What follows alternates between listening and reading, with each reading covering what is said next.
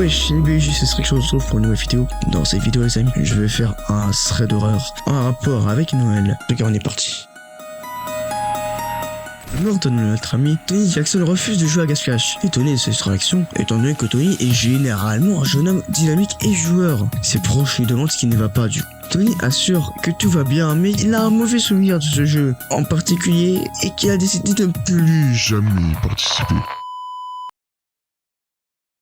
Il explique que dans une très vieille maison dans laquelle il avait l'habitude d'aller, un événement lugubre a eu lieu pendant une partie de cache-cache. Une jeune fille qui y jouait avec ses amis un jour a poussé une porte pour se réfugier dans une chambre. Mais elle s'est trompée d'endroit, celle-ci donnait en fait sur un escalier du rez-de-chaussée. La fille est tombée et s'est brisé le cou.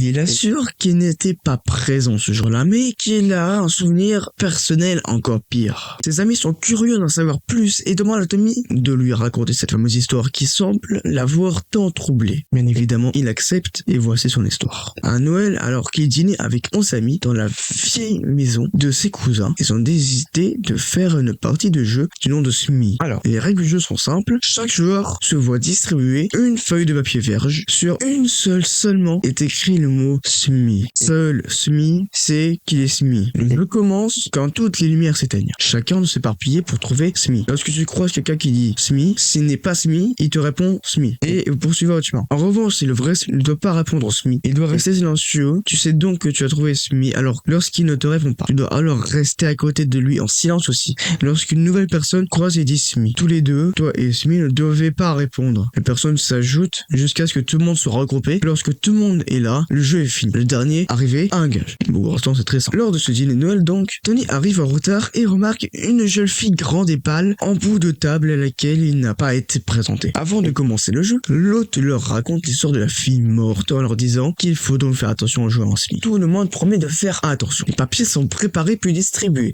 Tony n'est pas Smee. Les lumières s'éteignent et la chasse commence. Tout le monde court, se croise, se répond Smee. Tony trouve le groupe de gens silencieux qui ne répondent pas à son Smee et les rejoint. Le dernier arrivé traque une allumette pour vérifier qu'ils sont tous bien là. Il compte jusqu'à 13. Les autres lui disent que c'est impossible, qu'il a mal compté. Il utilise alors une lampe torche pour mieux voir. Tout le monde compte avec lui. Cette fois, ils sont bien 12. Une fille du groupe, du nom de Violet, est surprise lorsque la lumière se rallume. Il commence à faire froid et un malaise s'installe. À la fin de la troisième partie, Reggie Luca, un ami à Tony, lui chuchote: j'ai cherché Smee dans ma chambre et j'ai senti une main. J'ai cru l'avoir trouvé et j'ai dit Smee, mais tout à coup, je me suis senti pas bien. Alors, j'ai allumé ma torche et il n'y avait personne. Et personne n'a pu partir car j'étais dans le cadre de la porte. Tony lui suggère qu'il a imaginé toute l'affaire et Reggie caisse. Les amis lance une nouvelle partie, plus personne n'a vraiment envie de jouer, mais personne ne dit rien. Tony a l'impression de ressentir une présence, mais se dit qu'il est influencé par Reggie Violet, qui se monte la tête pour rien, et il décide d'aller du côté ouest de la maison, et rentre dans quelqu'un. La personne est au coin d'une fenêtre, à côté du rideau. Il touche et sent un bras, mais il ne voit pas de qui il s'agit. Il demande Smee, et n'obtient pas de réponse. Et il demande c'est quoi ton nom? Ça ne lui dit rien. Alors, il en conclut qu'il s'agit de la fille à laquelle il n'a pas été présenté. Tony est content de pouvoir mettre un nom sur son visage. Il tente de faire la conversation, mais elle semble prendre le jeu très au sérieux et reste silencieuse. Il se dit qu'elle doit ne pas aimer les hommes, qu'elle utilise la règle du jeu comme prétexte pour ne pas parler. De longues minutes s'écoulent, Tony commence à être mal à l'aise. Ça sent de plus en plus à la main. Il pense de plus en plus à la main de cette fille, froide, si froide. Puis soudain, le rideau bouge et il entend l'une de ses amies, Madame Gorman. Tony et Brenda ne répondent pas au Smee et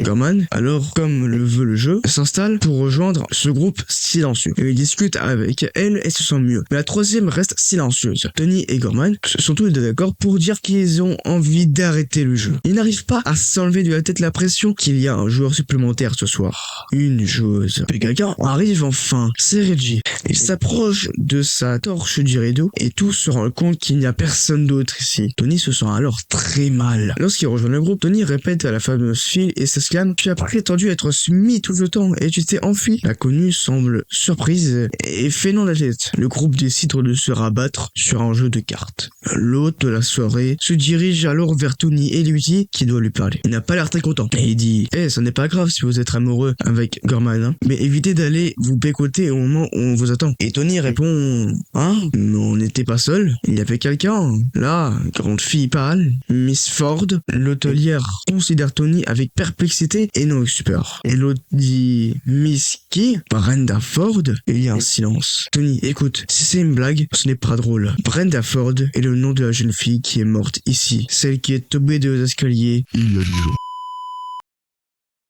En tout cas, c'est la fin de cette vidéo. J'espère qu'elle vous aura plu. Si c'est le cas, n'hésitez pas à vous abonner et à liker. Ça va être un plaisir. En tout cas, c'était Strix pour servir. Ciao tout le monde.